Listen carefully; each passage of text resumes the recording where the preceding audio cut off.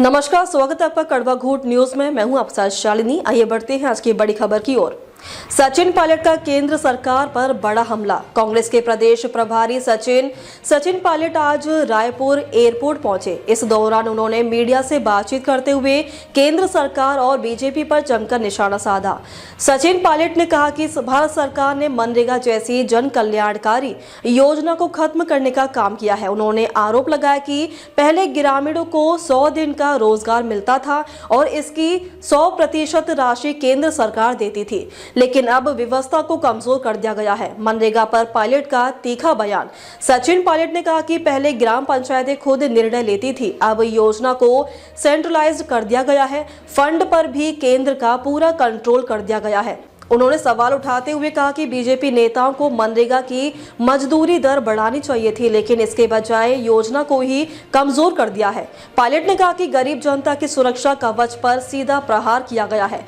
ये पहली बार हुआ है जब महात्मा गांधी के नाम की योजना को बदला और खत्म करने का प्रयास किया गया। बीजेपी पर साधा निशाना। बीजेपी को लेकर सचिन पायलट ने कहा कि बीजेपी के नेताओं ने घमंड आ गया है।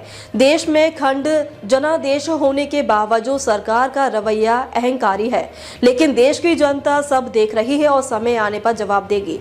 कमिश्नर प्रणाली पर कांग्रेस की आपत्ति। कमिश्नर प्रणाली को लेकर भी कांग्रेस प्रदेश प्रभारी ने सरकार पर हमला बोला। सचिन पायलट ने कहा कि यह व्यवस्था सिर्फ सुर्खियां बटोरने के लिए लाई जा रही है, इससे आम जनता को कोई वास्तविक लाभ नहीं मिलेगा। सचिन पायलट, ये सरकार सिर्फ प्रचार के लिए फैसले ले रही है, जबकि जमीनी हकीकत इससे बिल्कुल अलग है। बाहर ऐसी जिम्मेदारी जो आप लोगों को मिलती है वो बहुत कम मिलती है, क्योंकि इस वजह से इस तरीके के बयान। मैं तो इतना ही कहना चाह रहा हूँ आपको कि भारत सरकार ने और भाजपा ने खासकर जब किसानों के खिलाफ 3 काले कानून लेकर आए, बहुत जिद करी इन्होंने, महीनों तक आंदोलन चला, सैकड़ों लोगों की जान चली गई। अंत में खुद प्रधानमंत्री टेलीविजन पर आए और हाथ जोड़ के कहा मैं विड्रॉ करता हूँ।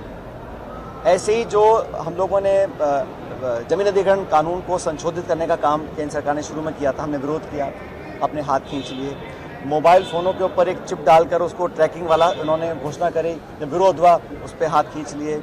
और इस बार भी मैं बताना चाहता हूँ, नरेगा को लेकर जो मंशा है, ये कहते हैं ये नरेगा 2.0 है, लेकिन महात्मा गांधी जी का नाम हटाकर उन्होंने उनका अपमान किया है। और जो मूल भावना है, हम लोग यूपीए सरकार में राइट बेस्ड सरकार चला रहे थे। Right to information, right to food security, right to forest, right to work. ये दुनिया में 200 मुल्क है, किसी भी देश में ऐसा कानून नहीं था। स्कीम्स, प्रोग्राम्स, बजट बहुत जगह होते हैं, लेकिन कोई कानून नहीं था। संवैधानिक अधिकार क्या चीज़ होती है? संवैधानिक अधिकार, कॉन्स्टिट्यूशनल राइट हम लोगों ने जनता को प्रोवाइड किया था कि अगर आप काम मांगेंगे, कोई ग्रामीण परिवार का व्यक्ति, और 15 दिन तक आपको कलेक्टर काम नहीं देता, तो 16वें दिन आपका भत्ता चालू हो जाएगा। ये पावर उसके अंदर थी। और ये जो स्कीम्स होती हैं, ये नेता, सांसद, विधायक, अधिकारी पे डिपेंड होती हैं, कब कहाँ किसको कितना फंड देंगे, कौन कहाँ काम करेगा। एक यूनिवर्सल प्रोग्राम बनाया था, उसकी भावना को आप समझिए। ये एक यूनिवर्सल प्रोग्राम संविधान से गारंटी कि आपको 100 दिन का कम से कम रोजगार आप ले सकते हो, उससे ज़्यादा भी ले सकते हैं। तो वो उन्होंने इतने ब्यूरोक्रेटिक हर्डल्स पैदा कर दिए। और मैं राजस्थान में इस मंत्रालय को देख चुका हूँ। हम लोगों ने कोरोना काल में, जब लॉकडाउन था, कहीं कुछ काम नहीं था, उस समय हम लोगों ने ये छूट दी थी कि अपने खेत पे आप काम करिएगा, फिर भी आपको मजदूरी का भत्ता मिल सकता है, खुद के खेत पे काम करने का भी। और हम चाहते थे कि जो वेज रेट है, लेबर रेट है, वो बढ़े, ताकि जो मजदूरों को पैसा आवंटन मिलता है वो उस बढ़ोतरी हो। आप अगर नरेगा ख़त्म कर देंगे तो जो ठेकेदार शोषण करते हैं मजदूरों का, वो कम पैसे में काम कराएंगे। ये उनके जेब में पैसा कैसे कम जाए, कैसे वो सरकार पर डिपेंड करें। और आप देखिए बिहार के चुनाव थे, नरेगा को जो ख़त्म करने का प्रोग्राम था, ये बिहार चुनाव से पहले क्यों नहीं किया? बिहार चुनाव संपन्न होने के बाद किया, क्योंकि बिहार में बहुत से लोग नरेगा से लाभान्वित थे। तो ये दुर्भावना से किया गया है। हम पूरा विरोध करेंगे इसको। अनेक प्रोग्राम हम लोगों को दिए हैं प्रदेश में लागू करने के लिए। जिला स्तरीय हम लोग कार्यक्रम करेंगे, ब्लॉक स्तरीय करेंगे, घेराव करेंगे, धरना करेंगे, रैली करेंगे, सबको साथ लेकर आएंगे। और अगले कई हफ्तों तक हम लोग छत्तीसगढ़ में जन जागरण अभियान चलाएंगे। बहुत महत्वपूर्ण योजना जो महात्मा गांधी जी के नाम से रोजगार योजना थी, जो संविधान के माध्यम से देश की जनता को अधिकार पिछली सरकार ने दिए थे। और मुझे याद है कि 2014 में जब पहली बार भाजपा सरकार बनी थी तो प्रधानमंत्री जी ने सदन के पटल में कहा लोकसभा में कि ये कांग्रेस की और यूपीए की एक ऐतिहासिक भूल है और उस नरेगा की योजना को 11 साल तक उन्होंने चलने दिया। और आश्चर्य की बात है कि कुछ दिन पहले ना सिर्फ उस योजना का नाम बदला लेकिन एक तरह से उस योजना को समाप्त करने की ओर उन्होंने कदम बढ़ाए हैं।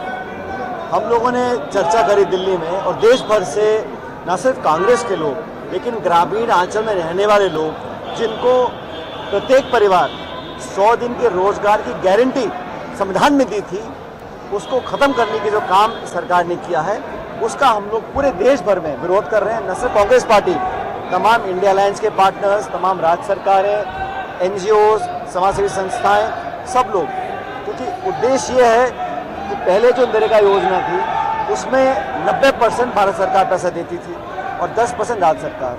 अब वो रेशो बदल के कर दिया है 60-40।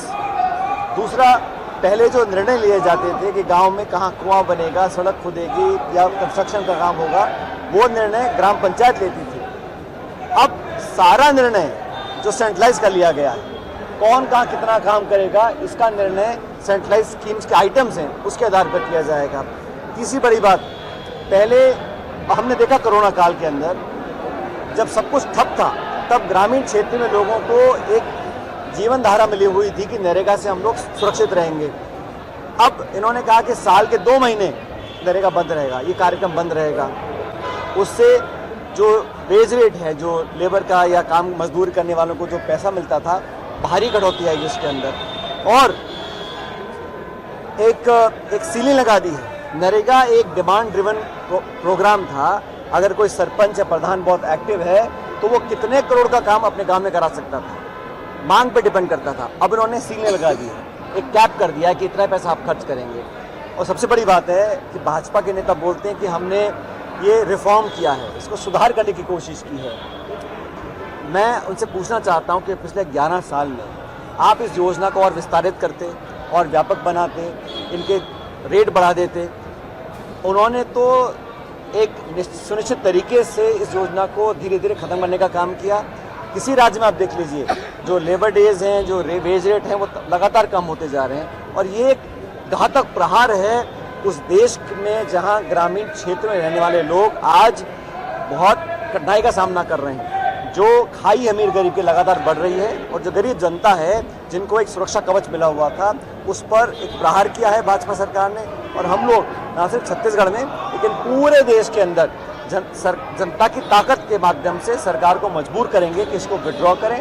और पहली बार जब से देश आज़ाद हुआ है अनेक स्कीम और योजनाओं के नाम बदले थे, महात्मा गांधी जी के नाम पर रखे गए। पहली बार उल्टा हुआ है, गांधी जी के नाम पर रखा हुआ कोई प्रोग्राम उसको आपने ख़त्म किया है।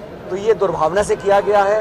ये गरीब विरोधी कार्यक्रम सरकार लेकर आने जा रही है और पूरे प्रदेश में हम लोग ब्लॉक, जिला, पंचायत स्तर तक लोगों को साथ लेंगे और हक अधिकार का जो उनको हम लोगों ने संविधान के माध्यम से एक सुविधा दी थी उसको दोबारा लगाने का काम करें। अब तक के लिए बस इतना ही। फिर होगी आपसे मुलाकात, तब तक के लिए नमस्कार और देखते रहिए कड़वा घूट न्यूज़।